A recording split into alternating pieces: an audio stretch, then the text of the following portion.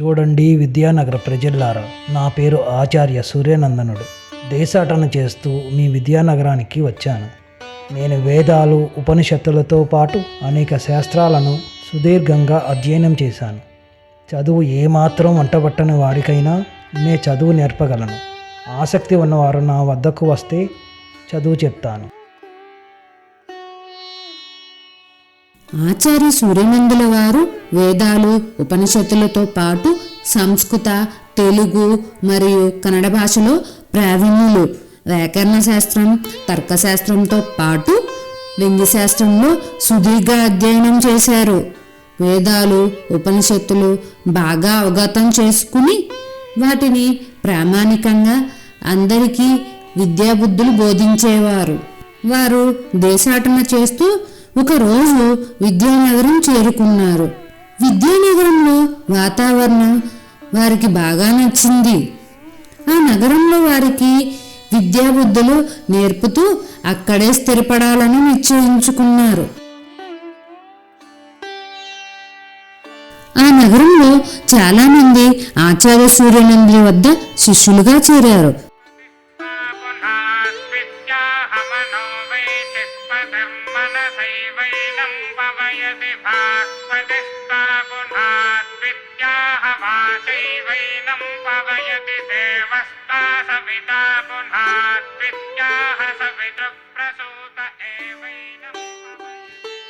కాలక్రమంలో ఆ నోట ఈ నోట నలుగుతూ ఆచార్య సూర్యనందుల విషయం విద్యానగర మహారాజు ప్రతాపవర్మ వద్దకు చేరింది.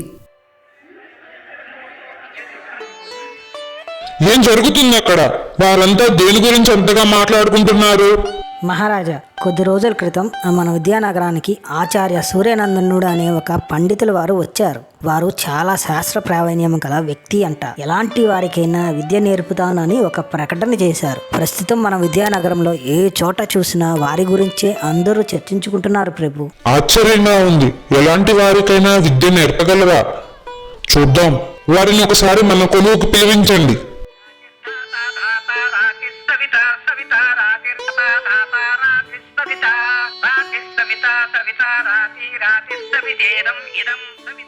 గురుదేవ, మేము మహారాజు ప్రతాపవర్మ వారి కొలువు నుండి వస్తున్నాము. ప్రభువుల వారు తమ ప్రతిభను గురించి విని తమరిని సగౌరవంగా సభకు ఆహ్వానించమన్నారు. అవునా నాయనా, తప్పకుండా వస్తాను. పదండి. మహారాజా ప్రణామములు. నా పేరు ఆచార్య సూర్యనందనుడు. స్వాగతం ఆచార్య. ఎలా ఉంది మా విద్యానగరం? తమరికి మా నగరంలో ఎటువంటి ఇబ్బంది కలగలేదు కదా? లేదు మహారాజా, విద్యానగరం మాకు ఎంతగానో నచ్చింది. ఇక్కడి వాతావరణం, తమరి ప్రజల్లోని మంచితనం నన్ను ఎంతగానో ఆకర్షించాయి ప్రభు. అందుకే దేశాటన చేస్తూ వచ్చిన నేను విద్యానగరం చూసి ఇక్కడే స్థిరపడాలి అని అనుకున్నా. తమ గురించి, తమ ప్రతిభ గురించి చాలా గొప్పగా విన్నాము. అవును ప్రభు, నేను వేదాలు, ఉపనిషత్తులతో పాటు సంస్కృత, తెలుగు మరియు కన్నడ భాషల్లో ప్రావీణ్యుడను. వ్యాకరణ శాస్త్రం, తర్కశాస్త్రం మరియు వ్యంగ్యశాస్త్రంలో కూడా సుదీర్ఘ అధ్యయనం చేశాను. వేదాలు, ఉపనిషత్తులు బాగా అవగతం చేసుకున్నాను. చాలా సంతోషం ఆచార్య వల్ల. మీ వంటి వారు మా నగరంలో ఉండటం మా నగరానికి గొప్ప పేరు తెస్తుంది. ఇంతకీ మేము తమరిని పిలిపించడానికి గల కారణం, తమరు ఎలాంటి వ్యక్తికైనా విద్యను నేర్పించగలను అని ప్రకటన చేశారని విన్నాం. నిజంగా తమరు ఎలాంటి వారికైనా విద్యను నేర్పగలరా? నాకు డబ్బు ఇచ్చే దాత ఉండాలే కానీ 10 సంవత్సరాలు గడువు ఇస్తే గాడిదకు కూడా చదువు నేర్పి దాని చేత వేద పాఠాలు చెప్పించను. ఆచార్య, తమరు విద్యా సంపన్నులు, ఆ సరస్వతీ మాత కృపా కటాక్షం పొందినవారు. దానిలో మాకు ఎటువంటి అనుమానం లేదు. కానీ ఒక గాడి చేత వేదం చెప్పించగలను అనడం కొంచెం ఆశ్చర్యంగా ఉంది. మా ఆస్థానంలో ఒక గాడిద ఉంది. తమరు దానికి విద్య నేర్పించగలరా? మరి బాగా ఆలోచించుకుని సమాధానం చెప్పండి. ఇప్పుడు ఒప్పుకుని తరువాత మాట తప్పితే శిరచ్ఛేదనమే. దీనిలో ఆలోచించుకోవాల్సింది ఏమీ లేదు ప్రభు. నేను ముందే చెప్పినట్టుగా డబ్బు ఇచ్చే దాత ఉంటే 10 సంవత్సరాల్లో గాడిద చేత వేదం చెప్పిస్తాను. ఈ గాడిదకు చదువు చెప్పటానికి ముందుగా 10,000 వరహాలతో గురుదక్షిణ, ఇక ఇక ప్రతి నెల జీతంగా 1000 వరహాలు కావాలి ప్రభు. మహారాజు ఆచార్య సూర్యనందుడికి 10,000 వరహాలు ఇచ్చి ఆ గాడిదను వారితో పాటు పంపారు.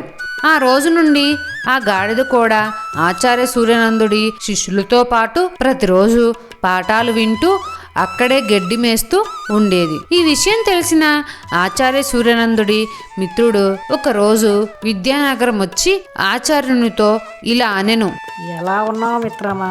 నువ్వు దేశాటన పూర్తి చేసుకుని మన సొంత నగరానికి వస్తావని అనుకున్నా, కానీ నువ్వు ఇక్కడే స్థిరపడ్డావు. విద్యానగరం అంతగా నచ్చిందా నీకు?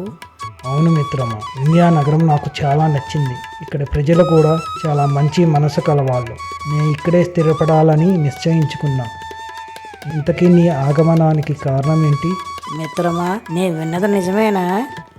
నువ్వు విద్యానగర మహారాజు ప్రతాపవర్మ వద్ద ఒక గాడిదకు 10 సంవత్సరాల్లో చదువు నేర్పి దానితో వేదం చెప్పిస్తాను అని అన్నావంట.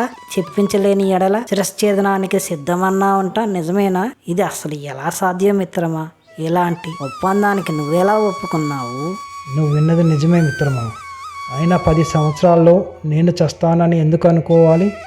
ఈలోపే గాడిద చావకూడదా, లేక రాజుగారు చావకూడదా?